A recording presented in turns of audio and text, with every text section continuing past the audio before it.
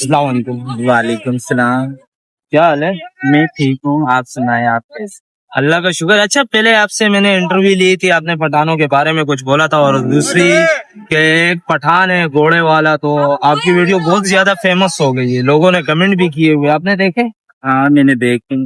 اچھا اپنی I D کا نام تو بتائیں. میری آئی ڈی ہے نور ملک نعمان 1. نور ملک نعمان. 1. اچھا, اور کتنے ٹائم سے یہاں پہ ہو؟ میں تو یہاں کبھی کبھار آتی ہوں, بس گھومنے کے لیے, کبھی کبھار. اچھا گھومنے کے لیے یا یہیں پہ؟ گھومنے کے لیے.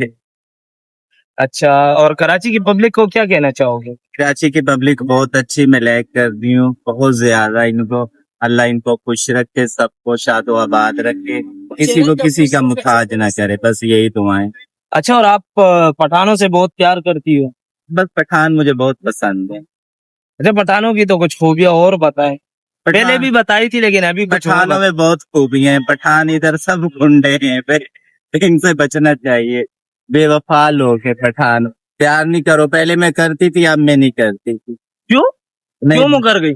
بس پٹھانوں نے مجھے دھوکہ دیا ہے. وہ کیسے؟